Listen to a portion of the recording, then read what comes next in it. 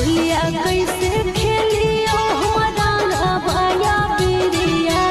पूरा बुन कैलो अभी बारह बीसा तोरिया बारे महीना होलै हमारा फगुए के आ सके औसो के होलिया छौड़ी कभी देले ना सके भौजी के फसैले कोनो आसो के फगुनवा में रंग नहीं लगावे देबो अपन बैलुनवा में सुन भौजी के फसैले कोनो आसो के फगुनवा में